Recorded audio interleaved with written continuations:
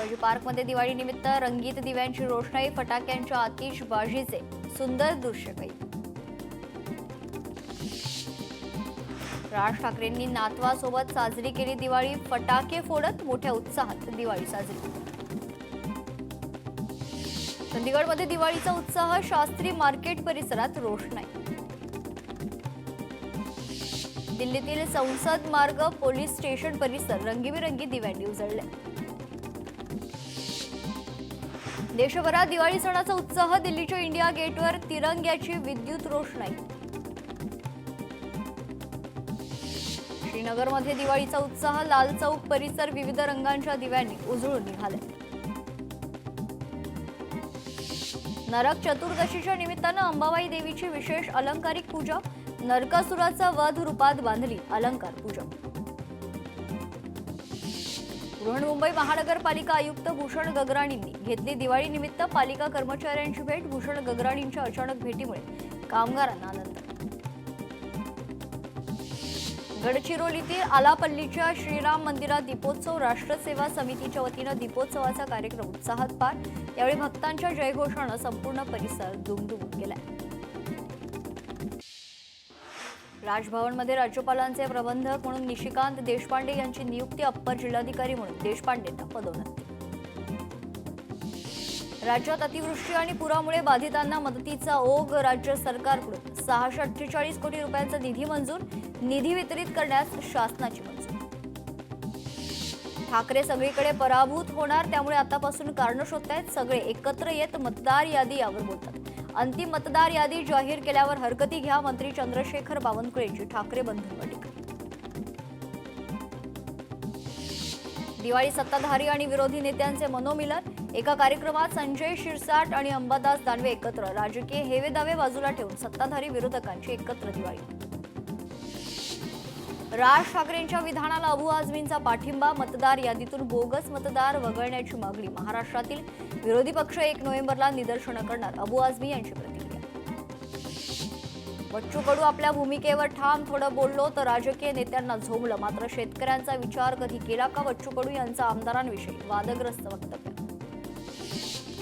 कुठल्या हिशोबाने वाढवण वाईट आहे, हे उद्धव ठाकरेंची भाषा का बोलताय, असा सवाल नितेश राणे यांनी केलाय. राज ठाकरेंनी सगळ्या मतदार याद्या मोहल्ल्यावर जाऊन तपासाव्यात, असं नितेश राणे म्हणाले. ठाकरेंच्या शिवसेनेचा 25 तारखेला मुंबईत मेळावा, आगामी मुंबई महानगरपालिका निवडणुकांच्या पार्श्वभूमीवर मेळावा. उद्धव ठाकरे उपशाखा प्रमुखांना करणार मार्गदर्शन. उद्धव ठाकरे पुन्हा मराठवाडा दौऱ्यावर जाणार, मराठवाड्यातील पूरग्रस्त शेतकऱ्यांशी साधणार संवाद, शेतकऱ्यांसोबत भेटी आणि पदाधिकाऱ्यांसोबत घेणार बैठका. देशाचं सेक्युलरिझम नष्ट करण्याचे काम भाजप करते. शुक्रवारी जुम्माचा दिवस असल्यानं नमाज पठण, 3 मिनिटांच्या नमाजमुळे इतका त्रास का? वारिस पठाण यांचा भाजपला सवाल. हिंगोलीत पालिका निवडणुकीच्या पार्श्वभूमीवर राष्ट्रवादीची बैठक, आमदार राजू नवघरे यांनी निवडणुकीसंदर्भात कार्यकर्त्यांशी साधला संवाद. नार्वेकरांचा अपात्रतेच्या बाबतीतचा निर्णय चुकीचा, याचिका सर्वोच्च न्यायालयात प्रलंबित. याचिकेवर 12 ते 13 नोव्हेंबरला सुनावणी होणार. ॲडव्होकेट असीम सरोदे यांचं वक्तव्य. छत्रपती संभाजीनगरमध्ये वंचित बहुजन आघाडीच्या पदाधिकाऱ्यावर गुन्हा दाखल, पदाधिकाऱ्यावर गुन्हा दाखल करणाऱ्या अधिकाऱ्यावर प्रकाश आंबेडकरांकडून ॲट्रॉसिटी अंतर्गत कारवाईची मागणी. परभणीमध्ये स्थानिक स्वराज्य निवडणुकीच्या पार्श्वभूमीवर आढावा बैठक, राज्यमंत्री मेघना बोर्डीकर यांच्या उपस्थितीत पार पडली बैठक. अनंत अंबानी पत्नीसह महाबळेश्वरमध्ये दाखल, दिवाळी साजरी करण्यासाठी रिलायन्स बंगल्यावर आल्याची माहिती. तुळजाभवानी देवी मंदिरासाठी 18 कोटींचा निधी, तुळजाभवानी मंदिर विकासासाठी आवश्यक भूसंपादनासाठी निधी मंजूर, धाराशिव जिल्हाधिकाऱ्यांकडे निधी वर्ग. सोनं आणि चांदीच्या दरात वाढ, सोन्याचा दर 1,30,000 रुपयांवर तर चांदीचा दर 1,80,000 गुंतवणूकदारांकडून सोने आणि चांदीमध्ये जोरदार गुंतवणूक सुरू. साताऱ्यात भर चौकात 2 तासांपासून एसटी बंद पडल्यानं मोठी वाहतूक कोंडी, मात्र घटनेची माहिती मिळूनही वाहतूक पोलिसांकडून किंवा जवळच्या एसटी आगाराकडून कोणतीही तातडीची कारवाई नाही. वाशिममध्ये झेंडू फुलांच्या उत्पादनात घट, दरातही घसरण, शेतकऱ्यांवर दुहेरी संकट.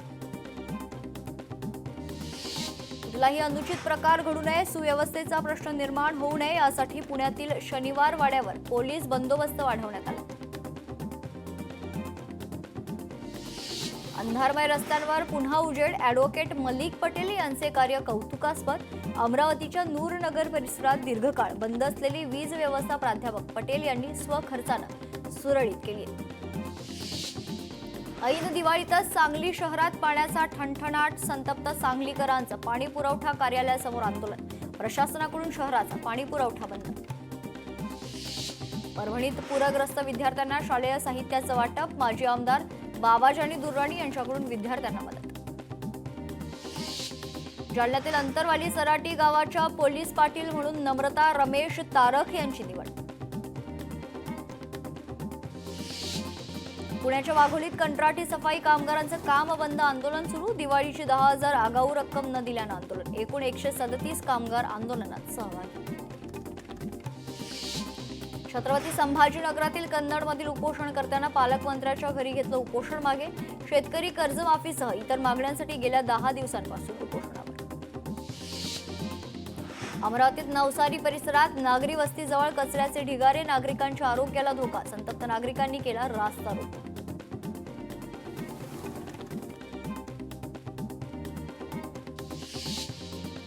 हिमाचलमध्ये 2 दिवस पाऊस. उंच भागात बर्फवृष्टी. 21 आणि 22 ऑक्टोबरला हलक्या स्वरूपाची हिमवृष्टी होण्याची शक्यता. तामिळनाडूसह दक्षिण भारतातील 3 राज्यात मुसळधार पाऊस. चेन्नईतील रस्ते धावपट्ट्या पाण्याखाली.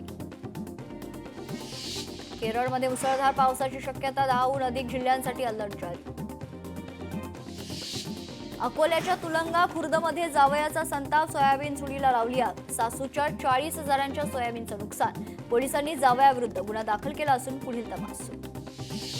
जीवाश्म इंधन जाळणं थांबवा. बांबूवर वीज तयार करा. बीडच्या दौणापुरात पाशा पटलांचे प्रतिपादन. शेतकरी मेळाव्यात नैसर्गिक शेती व बांबू लागवडीवर भर. तामिळनाडूमध्ये सरकारी महाविद्यालयांमध्ये सहाय्यक प्राध्यापकांची भरती. 2,708 पदांसाठी.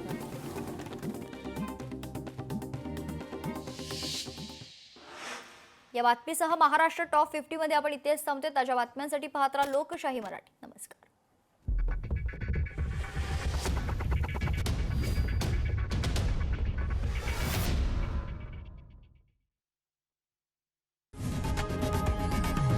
लोकशाही मराठी ऐका, पहा, जागरूक रहा.